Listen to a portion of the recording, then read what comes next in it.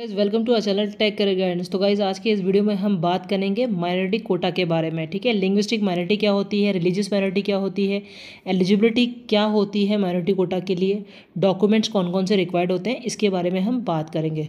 तो अगर आप इस चैनल पे न्यू हो तो चैनल को सब्सक्राइब जरूर कर लो, ताकि आने वाले जो भी वीडियोज़ हैं, जो भी अपडेट्स हैं, आपको टाइम पे मिले।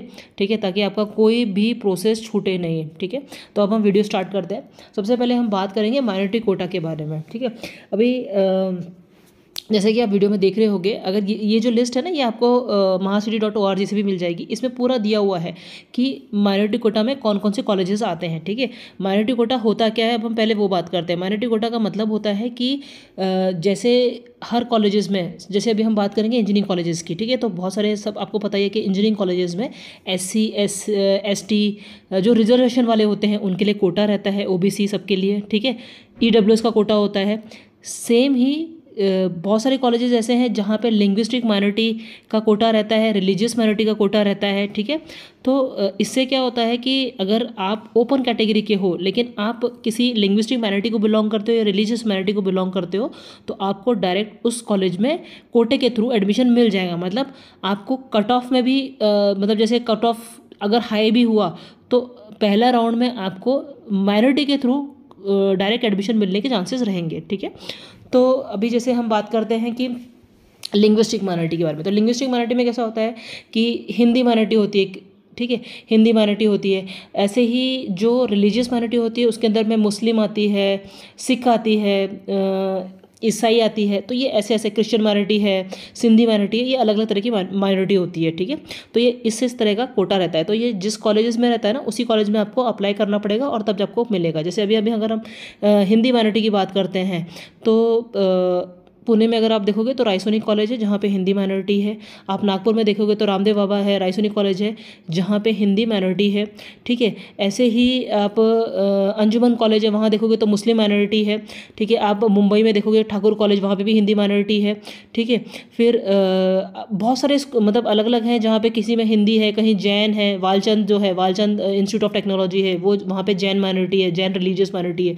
तो इसमें कैसा रहता है कि आपको कोटा रहता है, और ये कोटा कैसा रहता है, फर्स्ट राउंड में ही रहता है। अभी देखिए, अब जो राउंड्स होते हैं, अभी लास्ट ईयर से आपने देखा होगा, कोरोना के बाद से 3 राउंड वापस से स्टार्ट हो गए। तो फर्स्ट राउंड में ही आपको इस कोटे का बेनिफिट मिल सकता है, क्योंकि सेकंड राउंड से ये सेकंड थर्ड राउंड में ओपन टू ऑल हो जाती है। मतलब ये जनरल सीट हो जाती है, फिर सबके लिए, सबको ये एलिजिबल हो जाता है इसके लिए। ठीक है, तो फर्स्ट राउंड में हमको इसमें जब अप्लाई करना है तो हमको बहुत ध्यान से करना है कि हमको किस तरह से ये सीट्स मिल सकती है। और देखो इसमें बेनिफिट कैसा रहता है। सपोज़ आपने अगर देखा कि कोई कॉलेज है, ठीक है, सपोज़ हम बात करते हैं वालचंद कॉलेज है। ठीक है, तो अगर वालचंद कॉलेज में आप जैन हो, आप उस माइनॉरिटी के थ्रू कोटा में अप्लाई करते हो, अगर वहाँ का CS ब्रांच है ना, अगर CS ब्रांच का कट ऑफ उसका वहाँ पे 90 है, 90 अबव है, तो फर्स्ट राउंड में अगर कोई बच्चा जिसको 80 के नीचे परसेंटाइल है, उसको भी चांसेस है कि उस कॉलेज में एडमिशन मिल सकता है, अगर वो अपनी जैन रिलीजियस के थ्रू, मतलब कोटा के थ्रू अप्लाई करता है। ठीक है, तो ये बेनिफिट रहता है कि आपको कम परसेंटेज पे भी पहले राउंड में ही दूसरे कॉलेज में सीट मिल सकती है। अब इसमें कैसा, मतलब सबसे पहले इसमें हम ये देखेंगे कि एलिजिबिलिटी क्या होती है। ठीक है, अगर सपोज हम बात करते हैं हिंदी माइनॉरिटी की, ठीक है, तो एलिजिबिलिटी क्या होती है। अभी देखो, एलिजिबिलिटी के लिए आपको ये ध्यान रखना है कि अगर हिंदी माइनॉरिटी के लिए आप अप्लाई कर रहे हो तो आपका जो 12th का LC है, मतलब डॉक्यूमेंट्स रिक्वायर्ड में भी ये देख लीजिए, यही चीज़ें आने वाली है कि बच्चे का जो 12th का LC है, TC, जिसको TC भी बोलते हैं, ट्रांसफर सर्टिफिकेट और लिविंग सर्टिफिकेट। ठीक है, बोथ आर सेम। तो इसके अंदर 12th के जो TC है, LC है, इसके अंदर उसकी जो मदर टंग है वहाँ हिंदी मेंशन होना चाहिए, मतलब मातृभाषा हिंदी लिखा होना चाहिए। तो वहाँ पे वो वर्ड आना चाहिए। ठीक है, ऐसा नहीं, कई बच्चे बोलते हैं कि नहीं हमारा इंडियन लिखा हुआ है, तो वैसा नहीं है। ठीक है, आपको वहाँ पे वो वर्ड मेंशन होना चाहिए, या तो वो वहाँ पे कुछ भी ना हो। आप अगर हिंदी माइनॉरिटी से बिलोंग करते हो और आपकी वहाँ पे TC में वो वर्ड ही नहीं आया है, या फिर वहाँ पे डैश कर दिया, उन्होंने कुछ लिखा ही नहीं है आपके स्कूल में, तो आप उसके लिए आप दूसरा जो आपका डॉक्यूमेंट है वो परफॉर्मा O है, आप वो यूज़ कर सकते हो।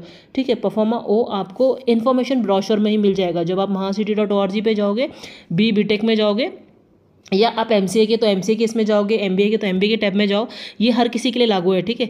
तो वहाँ पे आप देखोगे ना, जैसे आप बीटेक के इसमें जाओगे, आपको इन्फॉर्मेशन ब्रोशर के अंदर में ही ये परफॉर्मा ओ दिया हुआ है, ठीक है। तो आपको वो डाउनलोड करके उसको प्रिंट निकालना है, उसको फिलअप करना है। उसमें सिर्फ एक तरह से डिक्लेरेशन है जिसमें दिया हुआ है कि मुझे हिंदी बोलनी, लिखनी, पढ़नी आती है, ठीक है। तो उसके थ्रू आप उसको फिर आपको स्कैन करके और आपको अपलोड करना है। पहले आपको जब आप फॉर्म भरोगे, जिसने भी फॉर्म नहीं भरा होगा अभी भी, 11 तारीख तक डेट बढ़ गई है, एक्सटेंड हो गई है, तो आप उसका फ़ायदा ले सकते हो अभी भी, ठीक है। आपको देखो 10 तारीख तक आपको रजिस्ट्रेशन का प्रोसेस कर देना है। उसके बाद में आपको अगर किसी बच्चे ने नहीं भरा है लिंग्विस्टिक माइनॉरिटी के बारे में, तो लिंग्विस्टिक माइनॉरिटी के बारे में भी भर सकता है, अपने फॉर्म में चेंजेस कर सकते हो आपके बार मतलब आपके अगर फॉर्म में गलती है तो। जैसे कल ही एक बच्चे का हमने चेक किया था, उसने वो हिंदी माइनॉरिटी में आता है, उसकी 12th की मार्कशीट पे Hindi minority mother tongue Hindi लिखा हुआ था, लेकिन उसने किसी कैफ़े से फॉर्म भरा था, तो वो कैफ़े वाले ने उसका वहाँ मदर टंग में मराठी लिख दिया। तो ये चीज़ें मिस्टेक होती है, इसलिए पहली बात तो है कि कैफ़े पे जाना बंद करो, खुद से घर से फॉर्म भरो। नहीं समझ में आता है तो डायरेक्ट किसी एफसी सेंटर पे विजिट करो, वहाँ से फॉर्म भरो, ठीक है, ताकि प्रॉपर आपका फॉर्म भरे। तो कल उस बच्चे का हमने फॉर्म ठीक करवा दिया, उसका वो चेंजेस करवा दिए, ठीक है। तो अभी ये ग्रीवेंसेस पीरियड भी चल रहा है आपका। ग्रीवेंसेस अगर आपका कहीं गलत हो गया है तो वापस से आपका अगर एफसी वेरिफिकेशन हो भी गया ना, तो वापस से आप चेंजेस कर सकते हो, ठीक है। तो जिसने नहीं किया हुआ है, लिंग्विस्टिक माइनॉरिटी का फ़ायदा नहीं लिया हुआ है, उसके पास में अभी भी चांसेस हैं। तो आप ये इस तरह से ये डॉक्यूमेंट्स है, मतलब परफॉर्मा ओ या तो फिर आपका 12th का एलसी, उसमें अगर लिखा है आपका मदर टंग हिंदी मेंशन है तो ओके है, नहीं तो परफॉर्मा ओ भरो और अपलोड कर दो और वापस से वेरिफिकेशन करके स्टैंप ले लो, ठीक है। और ये चीज़ें आपके पास में रहनी चाहिए जब आप पार्टिसिपेट करोगे राउंड के लिए। तो जैसे ही आपका ये हो जाएगा तो आपको ये बेनिफिट मिल जाएगा, ठीक है। और इसके बाद में आपको ये भी बताएंगे कि स्टेप्स कैसे होते हैं जब आप ऑप्शन फॉर्म चालू होगा ना, तो स्टेप्स कैसे होंगे, किस तरह से लॉगिन आईडी पासवर्ड डालना है और किस तरह से ऑप्शन फॉर्म फिल करना है माइनॉरिटी कोटा के लिए, किस तरह से ब्रांच सेलेक्ट करनी है, ठीक है। ये सारे स्टेप्स भी आपको हम बताएंगे। तो ये आपको समझ में आ गया होगा कि किस तरह से आपको माइनॉरिटी कोटा का बेनिफिट लेना है, ठीक है। और अगर अभी भी किसी को कुछ डाउट हो तो आप कमेंट बॉक्स में डाल देना, आपको उसके बारे में डिटेल्स मिल जाएगी। आई होप आपको डिटेल समझ में आ गई होगी। फिर भी कुछ नहीं समझ में आया तो प्लीज़ कमेंट कर लीजिए। Thank you.